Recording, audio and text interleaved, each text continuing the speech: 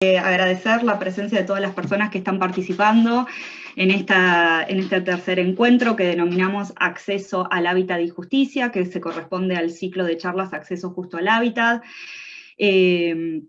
Antes de dar inicio a las 3 exposiciones que tenemos para el día de hoy, quisiera comentarles que este ciclo surge como resultado de un proceso de articulación institucional que iniciamos durante el año 2020 frente al agravamiento de las problemáticas urbanas habitacionales en la región centro de la provincia de Buenos Aires. A partir de esto es que nos propusimos como objetivo avanzar en la conformación de una mesa regional de acceso justo al hábitat y la vivienda, en la que participan referentes integrantes de la Defensoría del Pueblo de la provincia de Buenos Aires, la Defensoría del Departamento Judicial de Azul, particularmente la Secretaría de Promoción y Litigio en Derechos Económicos, Sociales y Culturales, y el Programa para Abordaje de Problemáticas Sociales y Relaciones con la Comunidad.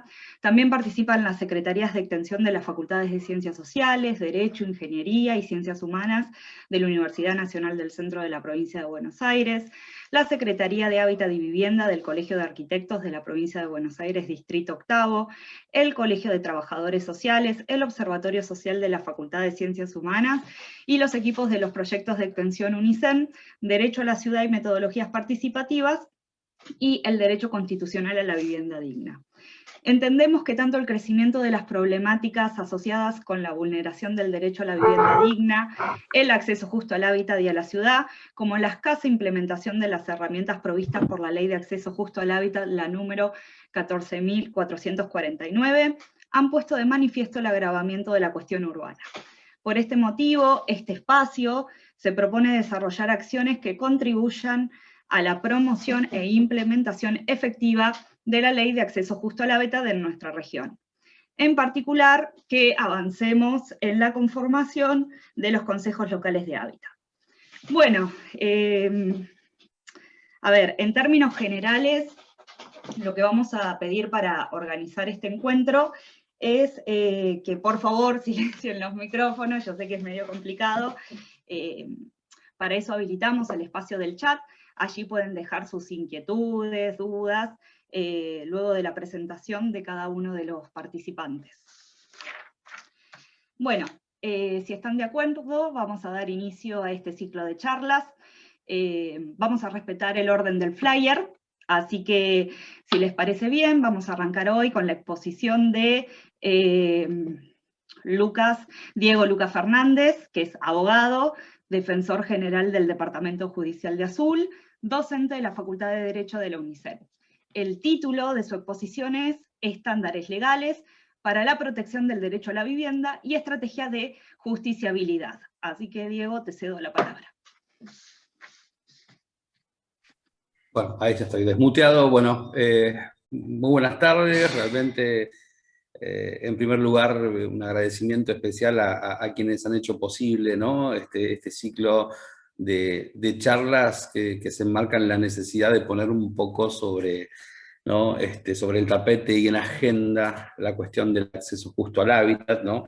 Por eso un agradecimiento especial a las facultades sociales, a la Facultad de Derecho, al Colegio de Arquitectos, a las Defensorías del Pueblo de la provincia y de la ciudad de Tandil, al Colegio de Trabajadores Sociales también, por esta posibilidad, bueno, de generar un espacio, en primer lugar creo que para empezar a problematizar los problemas de acceso justo al hábitat. Yo creo que es importante trabajar también en procesos que tengan que ver con la visibilidad del derecho y los mecanismos de exigibilidad, ¿no? Porque ambos van de la mano, ¿no? Y van de la mano con esta idea de hablar de derechos y garantías, es decir, los derechos sin garantías prácticamente son meras declamaciones. Muchas veces nosotros tenemos hermosas constituciones y tratados y normativas del derecho convencional, pero si estas normas, estos derechos no se transforman en garantías exigibles, bueno, en definitiva estamos haciendo las cosas mal. Por un lado, voy a hacer como un pequeño reconocimiento, porque al principio yo pensaba, digo, bueno, ¿por qué no empezamos a charlar un poco sobre, en lugar de estándares legales, estándares jurisprudenciales en materia de acceso al hábitat, ¿no? De acceso justo al hábitat? Y el gran problema que tenemos nosotros es que tenemos muy pocos estándares, o por lo menos que los estándares que tenemos a nivel jurisprudencial son de muy baja, digamos, incidencia, ¿no? Un poco, bueno, con motivo de la charla me puse a ver y revisar un poco cómo está el estado de nuestra jurisprudencia en materia de acceso al hábitat, y vamos a encontrar en primer lugar, bueno, la ley es relativamente joven o reciente como para poder tener pronunciamientos de nuestra Corte Federal, pero los pronunciamientos que tenemos tanto de la Corte Federal como de la provincia de Buenos Aires hacen un reconocimiento muy sesgado y limitado del derecho al hábitat. De hecho, incluso hasta la terminología que utilizan es una terminología que incluso ni siquiera es acorde a la observación general 4 de 20 años atrás, ¿no? Pero en muchos de estos casos y en muchos de estos antecedentes, lo que se ve, lo que se demuestra es que para acceder, o sea, para que el Estado garantice, ¿no?, de manera plena y de manera efectiva el acceso a la vivienda, a una vivienda digna de una persona, tiene que haber una situación de vulnerabilidades cruzadas que en definitiva nos interpela acerca de, bueno, ¿y qué pasa con todos los casos restantes? ¿Qué pasa con la letra de la ley? ¿Qué pasa con una legislación que es muy buena? Porque la ley 14.449 es una ley con una muy buena factura, con una muy buena construcción normativa, ¿no? Por eso me parece importante empezar a trabajar no tanto con la idea de la construcción de estándares a partir de la jurisprudencia, sino con la construcción de estándares a partir de la necesidad de reclamar la vigencia de la ley, ¿no? De hacer que esta ley deje de ser simplemente una declamación de derechos para que sea un instrumento de reglas de garantías. Y la ley tiene elementos interesantes para poder empezar a extraer, ¿no?, principios como para poder a partir de ellos construir estándares que luego se transformen no en estándares legales, sino además de reconocimiento jurisprudencial, es decir, que terminen un poco haciendo, ¿no?, carne viva sobre la necesidad de reclamar la vigencia de los derechos y su efectividad, ¿no? O sea, no sea un problema solo de exigibilidad, sino también sea un problema de justiciabilidad efectiva y eficiente. En realidad creo que la sanción de la ley 14.449 me parece que dio un paso importantísimo para saldar una deuda pendiente, ¿no?, en materia justamente de esta justiciabilidad reclamada. Y tal vez uno de los derechos de carácter económico, social y cultural más reclamados, pero también más olvidados por nuestras políticas públicas, porque nuestras políticas públicas han tenido una visión sesgada acerca de cuál es el real alcance del derecho al hábitat, ¿no?, del derecho a vivir justamente con condiciones justamente de integración sociourbana. Y esto tiene que ver incluso también con la terminología. La jurisprudencia es interesante también para analizarla desde el punto de vista de cuál es la terminología muchas veces que se utilizan los fallos, ¿no?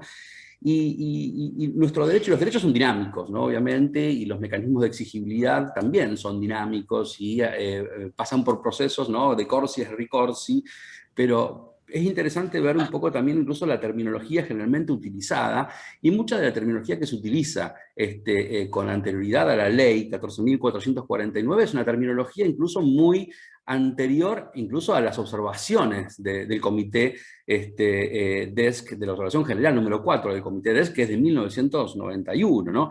Así, muchas veces las decisiones judiciales responden a la idea de que la garantía se resguarda con el acceso a un derecho como lugar de cobijo, como mero techo, es decir, dejan de lado o desnudan me parece que el contenido central de la regla de garantía, que hace referencia justamente a un instrumento necesario para una vida digna y en pleno desarrollo. Entonces, esto me parece que es interesante. ¿Por qué? Porque por un lado, bueno, tenemos un primer escalón, un primer hito, es que, bueno, sí, a ver, las decisiones de los instrumentos internacionales, de las observaciones del comité, un poco nos colocan, ¿no?, en este primer cuestionamiento, de señalar, bueno, en definitiva, a ver, no estamos hablando solo de un derecho al cobijo, de un derecho a tener un resguardo, sino que el derecho a la vivienda también reclama vivir en seguridad, vivir en paz y vivir en dignidad. Ahora bien, si nosotros vamos un poquito más allá y vemos en todo caso que la letra, ¿no?, de la normativa, la construcción normativa de la ley 14.449, incluso tiene un mejor estándar que el resto de la normativa nacional, e incluso que mucha de la normativa de las decisiones, ¿no?, de los organismos que interpretan las normas convencionales. ¿Por qué? Porque me parece importante, y esto tiene que ver también con empezar a construir estrategias también de justiciabilidad, que nuestro derecho al hábitat, derecho justo al hábitat, también reclama justamente, ¿no?, me parece que un ámbito de protección mayor. No es casual, me parece que la ley señale el derecho a la ciudad y a la vivienda. No habla solo del derecho a la vivienda, sino que del derecho a la ciudad y a la vivienda. Es decir, esto es justamente al uso y el goce justamente de la ciudad. Es decir, esto es enmarcar el derecho justamente a la vivienda en un ámbito de protección mucho mayor, ¿no? Y esto nos lleva a que este es un derecho complejo. Porque a partir de ahí el asiento físico de la vivienda debe favorecer, justamente como dice la ley, la integración social, la interacción con la vida urbana, los servicios, la infraestructura necesaria para la satisfacción. Con lo cual estamos hablando ya de un derecho empoderado, ¿no?, de un derecho puente para muchos. Es decir, el derecho a la propiedad es un derecho puente porque permite la satisfacción de otros derechos. Es decir, este derecho puente entonces nos coloca ya frente a la exigencia de un mayor nivel de exigibilidad y de un mayor nivel de justiciabilidad del derecho. Ya no estamos hablando, ¿no?, del derecho a la propiedad con esa visión tan sesgada, tan privatista. No estamos hablando simplemente, incluso con la primera manifestación del año 91 de la Observación General número 4, que hablaba, ¿no?, de seguridad, paz, dignidad, a través justamente del derecho a una vivienda digna, ¿no? Dignidad era como el eje, pareciera, de la Observación General 4. Hoy el eje es justamente integración social, o sea, la vivienda como un instrumento de integración social, como un derecho de acceso también a la ciudad, a las prestaciones, un derecho que va creciendo además en su dimensión cultural y social, ¿no? Va ampliando el margen de intervención. Y esto nos tiene que además permitir comenzar a trabajar con este nuevo estándar del derecho. El derecho a un hábitat justo es un derecho más complejo y mucho más integral que el derecho de acceso a una vivienda digna. Entonces, primer peldaño, como para decir estrategias legales de litigio, es tener en cuenta que nuestro punto de partida es un punto de partida mucho más elevado, mucho más alto, que aquel que establece incluso la Observación General 4 y aquel que establecen, por ejemplo, bueno, toda la jurisprudencia generalmente anterior, que es bastante sesgada, ¿no? Y esto también supone que en las discusiones y en las contiendas judiciales se tiene que poner, yo creo que como punto central, es la necesidad de que el resguardo sea justamente de un derecho en cuanto a su máximo nivel de exigibilidad, que es el derecho a un hábitat justo. Entonces me parece interesante este aspecto, que también lo podemos nosotros cruzar con esta idea, ¿no?, de universalidad, de interdependencia de todos los derechos humanos. Bueno, este es un ejemplo claro de ello, un claro ejemplo. Y paradójicamente, ¿no?, muchas de las decisiones judiciales siguen cercenando este ámbito de exigibilidad ampliado, extendido del derecho, y lo reducen muchas veces a esto, a lo que decíamos, ¿no?, a la idea de techo, a la idea de cobijo. Por eso me parece que es un primer punto a tener en cuenta a la hora de empezar a pensar estratégicamente, ¿no?, cuáles podrían llegar a ser nuestros puntos de partida, nuestros lineamientos, ¿no?, estratégicos para el litigio. Segundo peldaño, bueno, ya dijimos, bueno, un primer paso y es importante, ¿no?, en términos de conceptualización del derecho y sus reglas de garantías.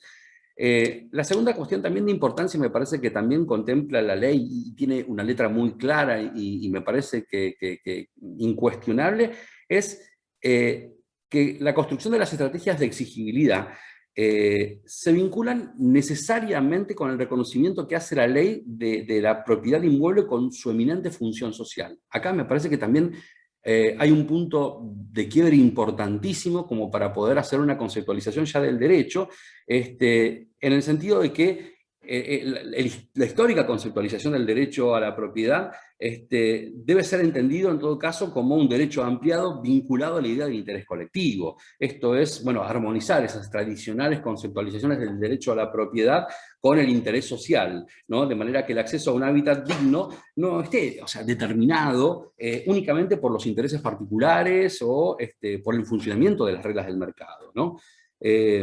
Entonces me parece que este segundo aspecto me parece que es absolutamente interesante a la hora de poder plantear un litigio, ¿no? La idea de, por un lado, tomar, bueno, este derecho al hábitat como derecho ampliado, como derecho complejo, como derecho de ampliación en sus dimensiones sociales y culturales, por un lado, y por el otro lado, ¿no? Poner este acento sobre la función social, sobre la eminente función social al cual hace referencia justamente la letra de la ley.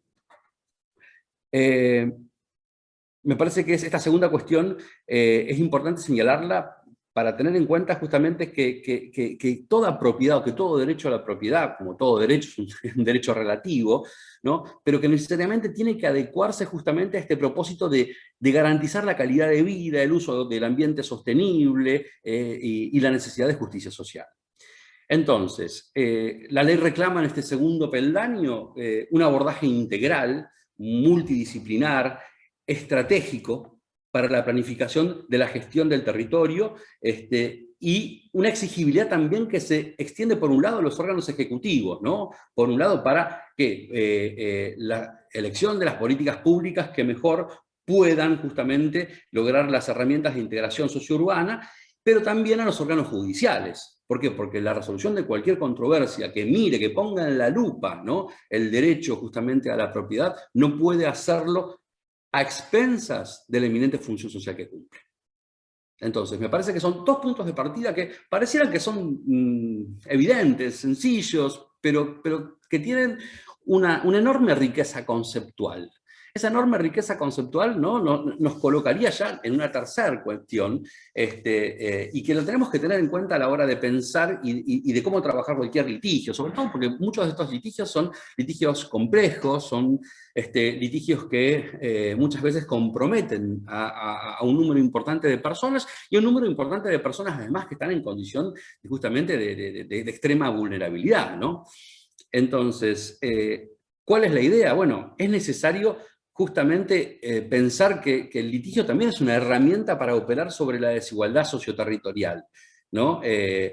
¿Por qué? Porque el acceso justamente a la vivienda, a la tierra, debe estar necesariamente sostenido por políticas públicas racionales, transparentes, y que puedan operar sobre las tradicionales conformaciones de las reglas del mercado del suelo. Es decir, históricamente el ojo del Estado no se ha puesto de manera tan precisa sobre las tradicionales, ¿no? Dinámicas propias de las reglas del mercado del suelo.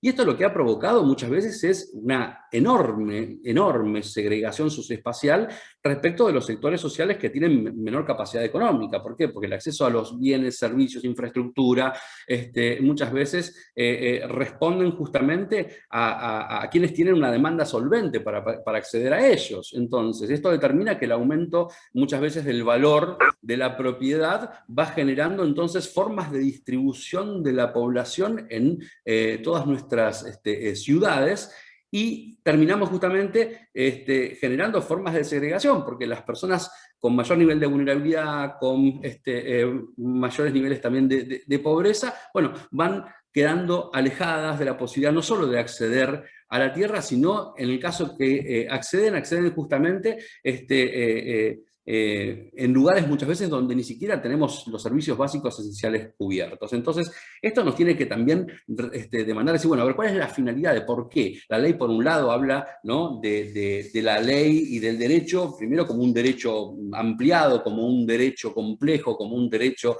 realmente, digamos, empoderado, y por el otro lado también porque la ley también hace referencia justamente a esta idea, ¿no? Esta idea de decir, bueno, a ver, hay una finalidad de integración claramente social y una función social asignada a este derecho. Bueno, si no pensamos que esto no tiene que ver nada más y nada menos con la posibilidad de operar sobre la desigualdad socioterritorial, no tendríamos razón justamente para poder estar charlando ahora.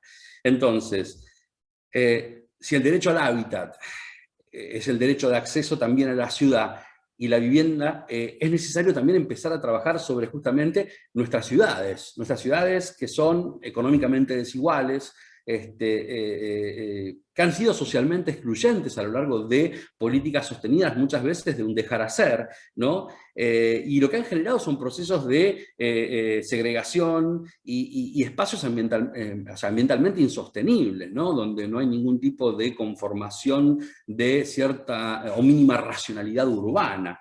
Entonces, es necesario, pienso, que en todo litigio estructural se puedan utilizar estas herramientas normativas que contempla la ley de hábitat. Vamos a tener que después ver, bueno, con el paso del tiempo, bueno, qué es lo que va a ir ocurriendo, ¿no?, con estos elementos, estos instrumentos normativos y su recepción en la jurisprudencia. Hasta ahora lo que hemos tenido no ha sido muy prometedor, esto también es cierto, ¿no?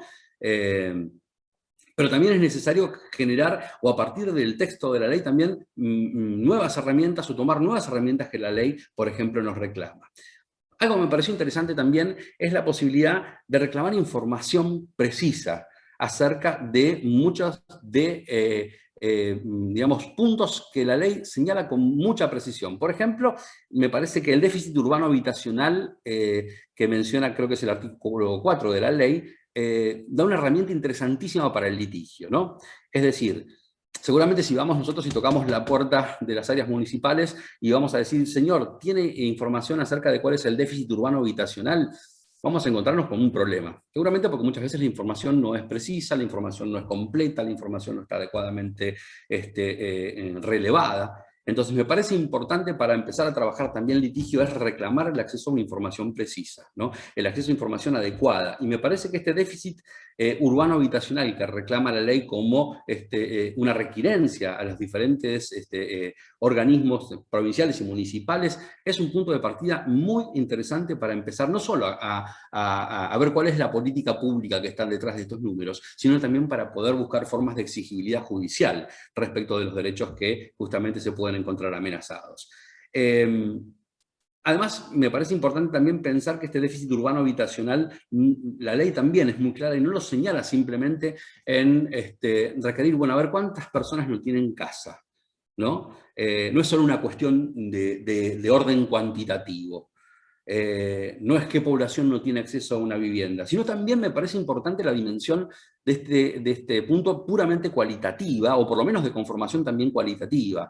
Es decir, ¿qué población no tiene acceso a una vivienda y por qué? ¿Cuáles son las dificultades? ¿Cuáles son las insuficiencias justamente en el acceso o en la posibilidad de poder, ¿no?, cumplir o cubrir con el estándar que la ley establece justamente, ¿no?, de condiciones materiales, servicios, espacios, justamente, ¿no?, para poder promover calidad de vida? Entonces me parece interesantísimo este aspecto, ¿no?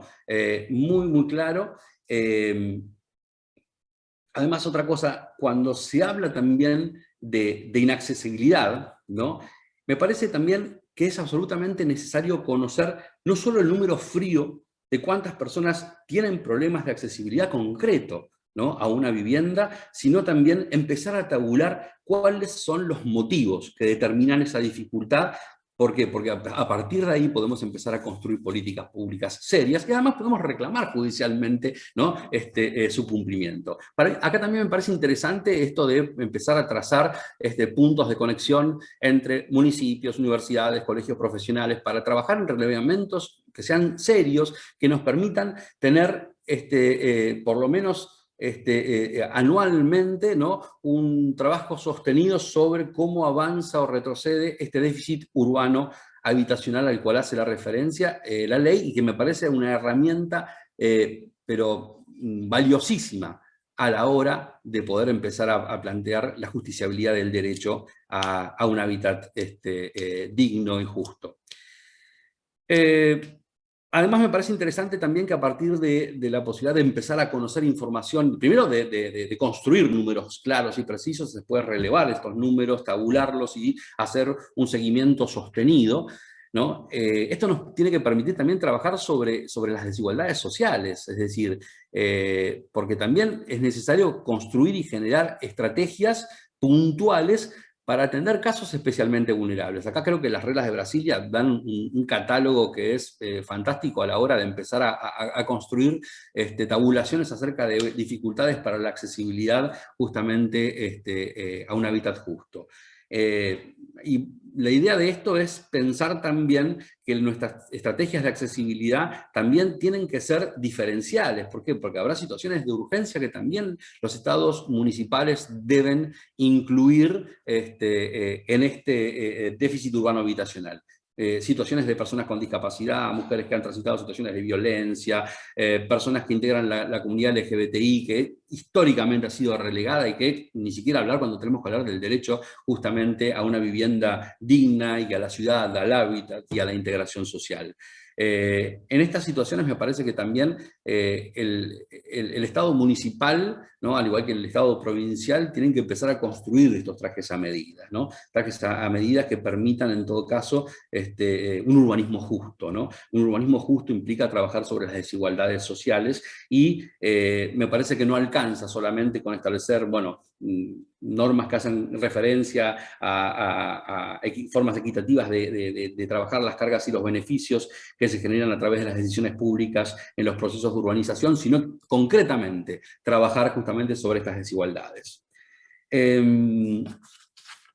Otra cuestión también importante, y me parece también que es importante a la hora de pensar el litigio, es el claro reconocimiento, ¿no?, que hace la ley de la responsabilidad pública estatal e indelegable, ¿no?, sobre las cuestiones que tienen que ver con el desarrollo de las políticas de vivienda y hábitat, ¿no? Me parece que acá la ley es muy clara en cuanto establece justamente un punto de ya prácticamente imposibilidad de discutir cualquier problema de legitimación procesal cuando se plantea la defensa de derechos colectivos en relación a la función social de la propiedad, ¿no? Claramente, bueno, esto es como un punto de partida necesario donde las responsabilidades están claras y son definidas en la ley. Y esto nos permite también tener después estrategias de litigio que recepten esto y que no puedan después empezar a discutirse.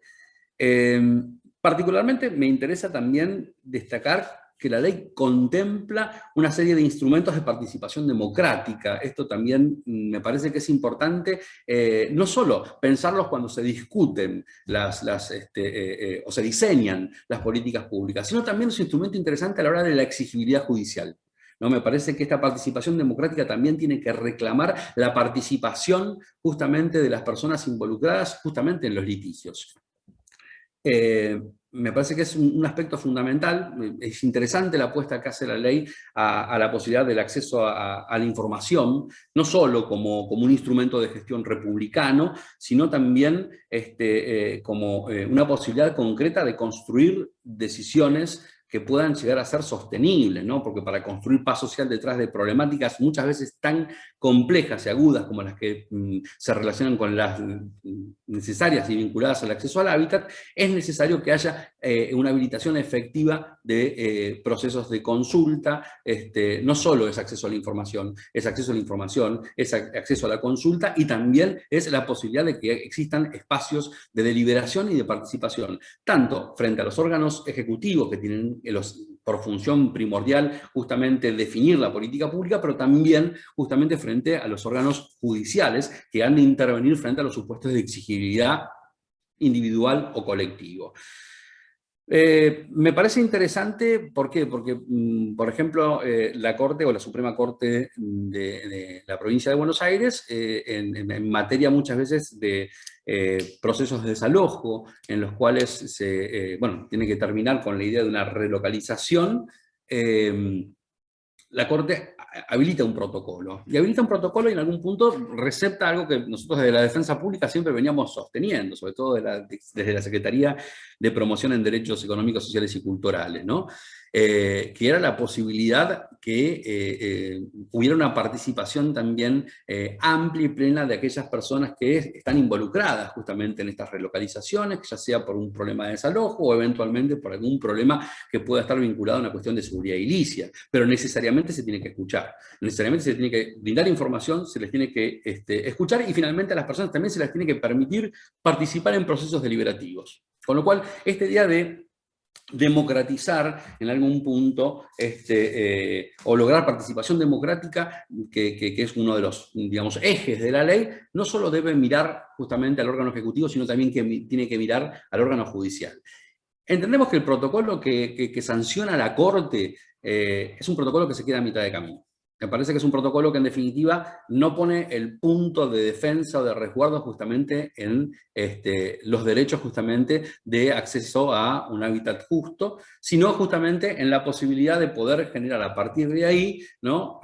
Una instancia previa y obligatoria donde se pueda, ¿no? Convocar a las personas interesadas en este proceso o en este litigio. Me parece que adecuar las normativas o adecuar los protocolos judiciales a la ley de hábitat tendrían que reclamar que el eje central, ¿no? El verdadero eje central de toda intervención judicial sea resguardar el derecho justamente a la vivienda digna, a la integración sociourbana de las personas que están justamente incluidas o en algún punto comprometidas con el litigio. Es decir, me parece que el protocolo de la Corte en esto es como que queda a mitad de camino, porque por ejemplo, ¿no? El protocolo dice, bueno, en definitiva se debe establecer, ¿no? Le impone al órgano judicial la posibilidad de notificación de la realización de una audiencia.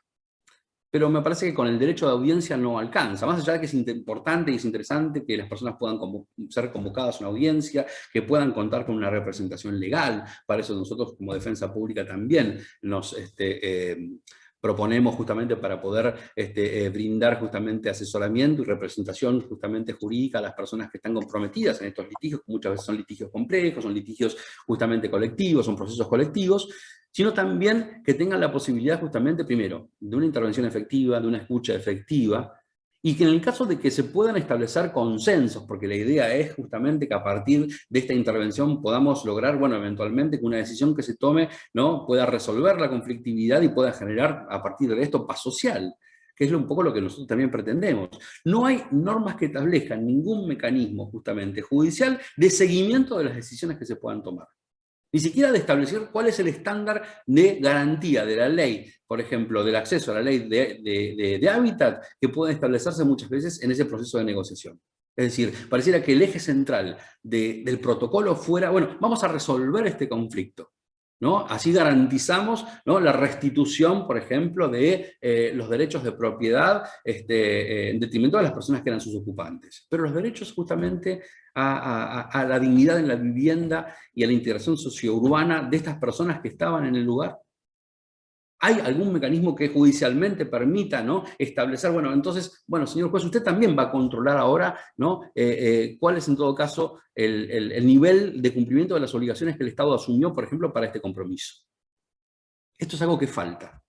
Me parece que tenemos todavía en este protocolo una visión sesgada y una visión que pese a reconocer, ¿no? Que en algún punto toma algunos aspectos incluso que tiene en cuenta, por ejemplo, el artículo 70 de la Ley del Acceso Justo al Hábitat, termina sin señalarlo, termina sin justamente resguardarlo. Por eso me parece interesantísimo el hecho de que podamos nosotros también avanzar sobre estos protocolos para poder nosotros considerar y poner un poco, ¿no? Los puntos sobre las íes y en señalar que la función judicial no termina cuando se resolvió el problema del desalojo, sino que también tiene que haber una intervención judicial efectiva, claramente efectiva, en el contralor, por ejemplo, de las condiciones, en el contralor también de los compromisos, en el contralor también de cómo se garantizó el derecho justamente de acceso a la vivienda digna de manera sostenida de aquellas personas que estuvieron, por ejemplo, comprometidas en el proceso de desalojo.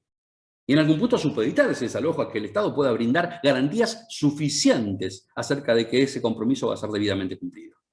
Entonces me parece que todavía queda mucho camino, me parece que todavía seguimos teniendo una deuda importante con el derecho de acceso al hábitat y con pensar este derecho de acceso al hábitat de manera integral como un mecanismo, una herramienta de integración sociourbana.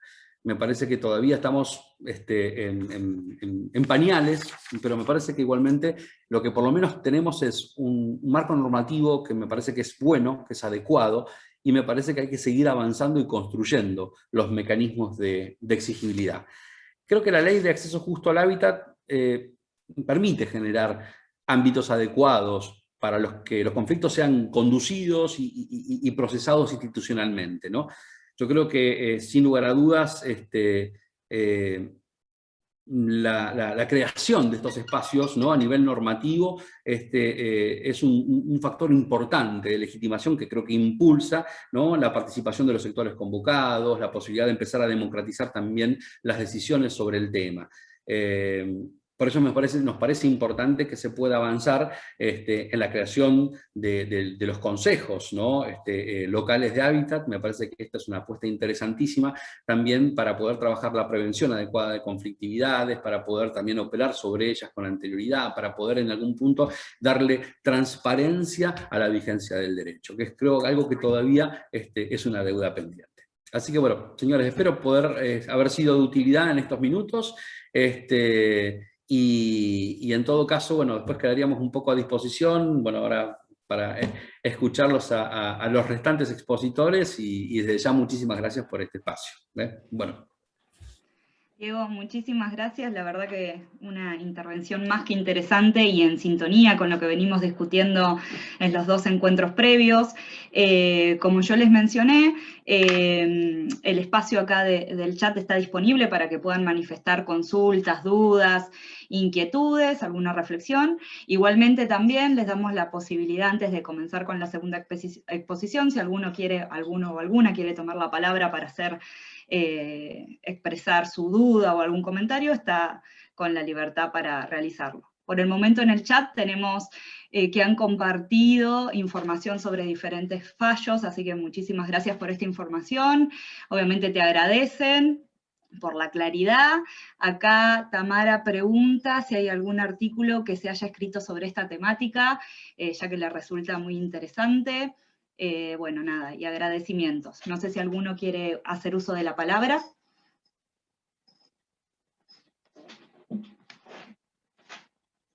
No. Bueno, en todo caso, lo que podemos hacer es dejar, continuamos con las exposiciones, y si hay alguna cuestión para volver a charlar con Diego, lo dejamos para el final.